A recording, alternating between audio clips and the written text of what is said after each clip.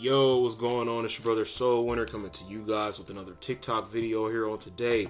So in this video, I am teaching on a topic called Signs of the End Time. I'll be coming and also reading from Matthew chapter 24, verses 3 through 14. Then I'll move on from there. By the way, this is the King James version of the Bible that I'm reading from. All right, verse 3. And as he sat upon the Mount of Olives, the disciples came unto him privately, saying, Tell us, when shall these things be? And what shall be the sign of your coming and of the end of the world? Verse 4. And Jesus answered and said unto them, Take heed that no man deceive you. Verse 5. For many shall come in my name, saying, I am Christ, and shall deceive many. Verse 6. And you shall hear of wars and rumors of wars. See that you be not troubled, for all these things must come to pass, but the end is not yet. Verse 7. For nation shall rise against nation, and kingdom against kingdom, and there shall be famines and pestilences and earthquakes in divers places. Verse 8. All these are the beginning of sorrows. Verse 9. Then shall they deliver you up to be afflicted, and shall kill you, and you shall be hated of all nations for my name's sake. Verse 10. And then shall many be offended, and shall betray one another, and shall hate one another. Verse 11. And many false prophets shall rise, and shall deceive many. Verse 12. And because iniquity shall abound, the love of many shall wax cold. Verse 13. But he who shall endure unto the end, the same shall be saved. Verse 14. And this gospel of the kingdom shall be preached in all the world for a witness unto all nations, and then shall the end come. Amen. All right, now I'm going to read the verses again, but also the verses, the meanings for each verse like this. Verse 3, it says, And as he sat upon the Mount of Olives, means the coming siege of Jerusalem by the Romans, some 37 years later, began at this exact spot where Christ was sitting. And then it goes into verse 3 saying in the Bible verse, the disciples came unto him privately, came to Jesus privately, means out of earshot of the many pilgrims in the city for the Passover. And then it goes into verse 3 saying, Tell us, when shall these things be? Means has to do here with the utterance he had just given concerning the destruction of the temple. And then it goes into verse 3 saying as well, and what shall be the sign of your coming? Means refers to the second coming. And last part of verse 3 says, and of the end of the world, means should have been translated age. Verse 4, and Jesus answered and said unto them, means will now give the future of Israel and how it will affect the entirety of the world. Then it goes into verse 4 saying as well, take heed that no man deceive you. Means places deception as Satan's greatest weapon. That it truly is his greatest weapon. Verse 5, for many shall come in my name, means concerns itself primarily with the time immediately before the coming great tribulation, and especially its first half. Then it also states in verse 5, saying, I am Christ and shall deceive many. Means the greatest of these will be the Antichrist, who will claim to be the Messiah. He will claim to be Jesus Christ when he will not be Jesus Christ. He's not Jesus Christ. Verse 6, and you shall hear of wars and rumors of wars. Means has abounded from the beginning, but will accelerate during the first half of the great tribulation. Then it goes into verse 6 saying, see that you be not troubled, means concerns true believers. Then it also states in verse 6, for all these things must come to pass. Means we are very near presently to the beginning of fulfillment of what Jesus said. Then it goes into verse 6 saying, but the end is not yet. Means the end will be at the second coming. Verse 7, for nation shall rise against nation, and kingdom against kingdom, and there shall be famines and pestilences and earthquakes in divers places. Means few places in the world, if any, will be exempt from these judgments. And in verse 8, all these are the beginning of sorrows. Means first half of the great tribulation. And in verse 9 it says, then shall they deliver you up to be afflicted, and shall kill you. Means pertains to the midpoint of the great tribulation, where the Antichrist, whom Israel thought was the Messiah, will show his true colors. Then he goes into verse 9 saying, and you shall be hated of all nations for my name's sake. Means no nation will come to her rescue. Israel hates Christ, but Christ is the reason that the world hates Israel. And then it goes into verse 10 saying, and then shall many be offended. Means some Jews will accept Christ, which will be an offense to others.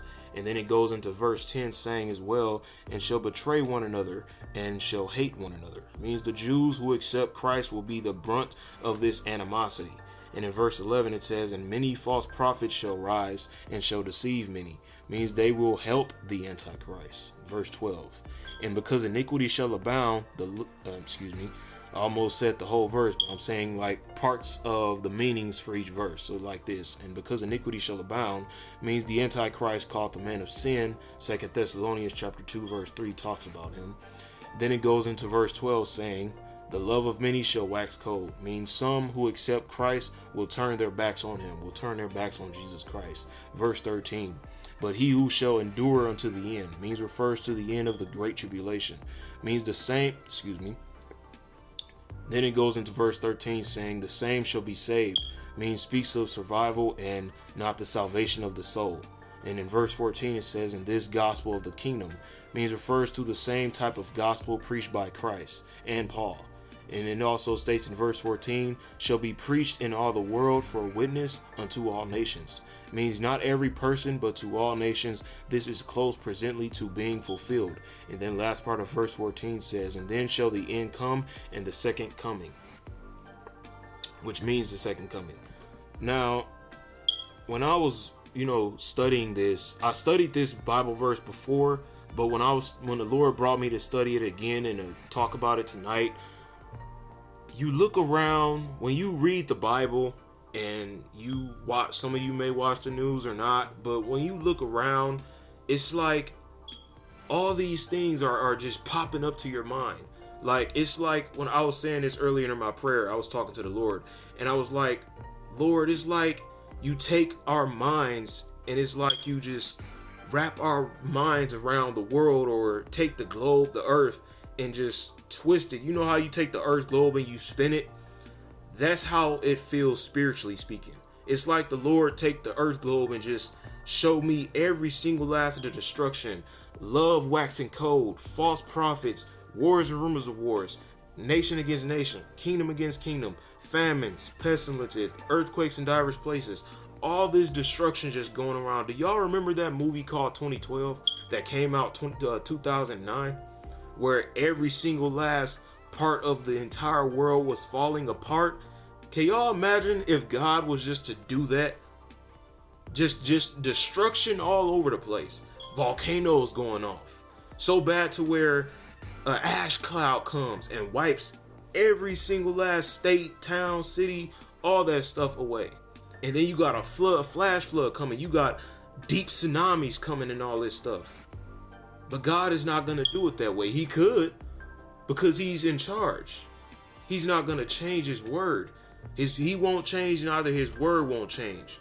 Remember, he's the living word. You got secret animosity in the church. You got secret animosity in the world. If you can't forgive someone, that's not love. But you claim to love God. Listen, God is love. And how do you want to move on if you still have that unforgiveness, that grudge in your heart? Because that has to do something with love waxing cold. How can you want to move on if you hating on someone, if you're jealous of someone, if you're showing any of those symptoms of all those sins and stuff like that? Literally look around the world, man. This world is being destroyed physically and spiritually, because the second coming will come to the battle of Armageddon, which is a spiritual battle. I've had dreams of that. I had a dream of the catching away. You can call it the rapture. I had a dream of the second coming of Christ. I even had a dream of the battle of Armageddon. I would love to share that, but I'm running out of time here. But I want to share more, because when I was at a men's meeting 2 weeks ago, or last week, the pastor said that they're stocking up to get ready for what's to come. He don't know what's coming, but they're getting ready. Let's talk about the famine that was going on in Joseph's time. Genesis 41 verse 32. Correct me if I'm wrong. Let's talk about all the famine and pestilences that was taking place last year's 2023. The dollar going down, digital dollars was coming out 2022. You got Elon Musk putting chips into people's heads. You got people paying for things with the palm of their hand. The palm of their hand. They just walk out. Jesus is soon to come back, and it's time to get right. Turn to him and repent. And